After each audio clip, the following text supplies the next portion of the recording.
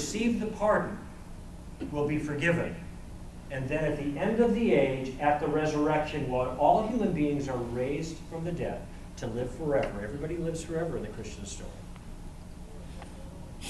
God divides up those who have received the pardon so that they spend eternity with him and all the goodness that he wants for them, and those who have rejected his pardon are banished forever from his kingdom and away from the presence of his power and glory.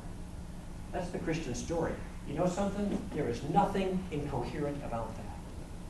It flows logically and seamlessly from beginning to end. Not only that, it resonates with our deepest intuitions about the way we've discovered the world to be. And this brings us to our second principle.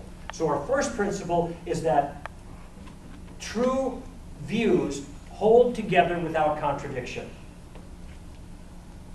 The second principle is true views fit the world that we discover through observation. When we, in a sense, go outside of ourselves and look at the way the world actually is, whatever religious view we have has got to fit the world the way it actually is. If it doesn't fit the world, then something's wrong with it and it has to be adjusted. So your friend says, I have a unicorn farm in Nevada. And you think, no, that's not going to work because there are no unicorns. Or your buddy says, I'm taking a vacation next week. Where are you going? Narnia. What, did you find the wardrobe or what? Obviously, these are fictitious places. They don't exist. Those are simple illustrations, but it points out that whatever it is that you believe about a religion has to fit the world the way you discover it. So what are some of the things that we are aware of about the world that whatever your religious view is has to make sense of? First, that the material world exists. There is a world out there. It isn't just me thinking about it. Can you see that if you believe the material world does not exist, that probably counts against your religion? But that's exactly what Hinduism teaches. And it's not just Hinduism, but it's Christian Science as well. The universe not only exists as separate from us, but something about that universe can be detected, and that is that the universe is designed. Now, this is something that can no longer be denied. And I don't know if you've been following the intelligent design movement or any of the other contributions that other Christian groups have made to this enterprise. In fact, actually, some of the most powerful information has not been contributed by those who have a theological axe to grind, if you will. The whole scientific community is caught up in this issue.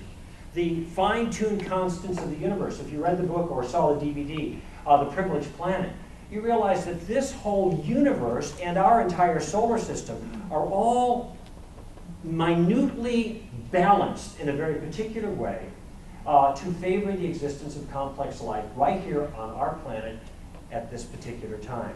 It's so compelling, in fact, that the evidence that the 20th century's most notorious atheist, the philosopher Antony Flew, actually changed his mind in the 8th decade of his life and became a theist. In fact, I'm reading his book right now. The title of it is, There Is a God. And he gives his reasons, and one of the reasons is because the universe has obviously been tampered with. The fingerprints of God are everywhere. And whatever view that you have of religion has got to take that into consideration. So the world exists, pretty obvious. The world is designed, can't avoid that anymore. The world is a world that is thick with morality. It is thick with morality.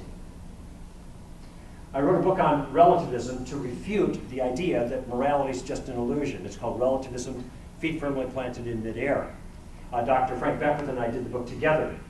And one of the things that I argue in the book, basically, against relativism is, though it's the knee-jerk reaction of most people to be relativists nowadays, there is no objective morality, there is no right and wrong. It turns out I have never, ever met a real relativist. And I hope I never do.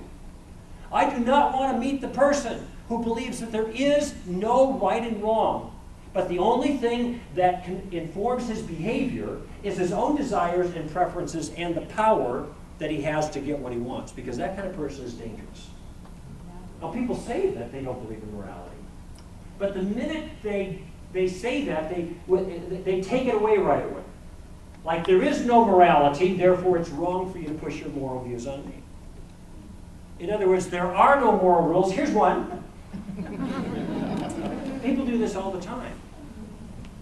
In fact, whenever I talk to somebody who claims to be a relativist, all I do is listen to their language to see what they, to see that they actually demonstrate with their language that they believe in morality. In fact, every single debate that I've been in on this issue, and I've been in like 5 or 6 of them on different campuses around the country, I tell my audience, I said, one way that I'll win the debate is by giving good arguments in favor of objective morality. But there's another way that I can win, in a sense, by default. If my opponent assumes my view to make her or his view.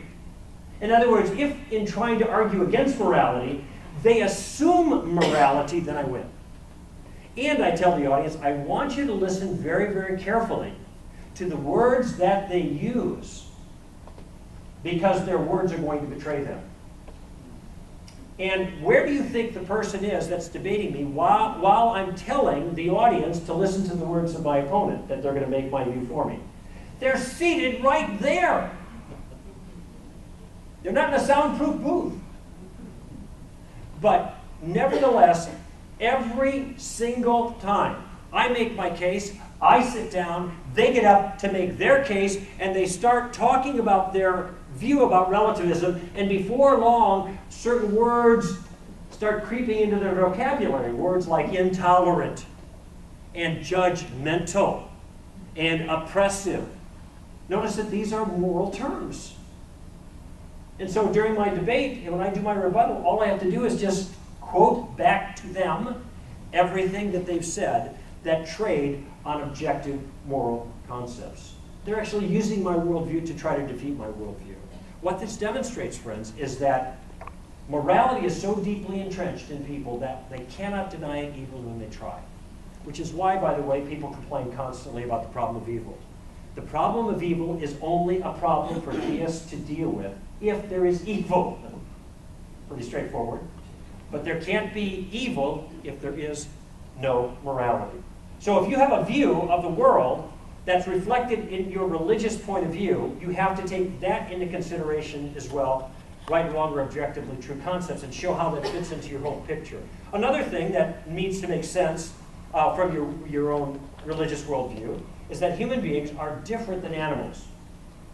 Now, I know some people are a little confused on this nowadays.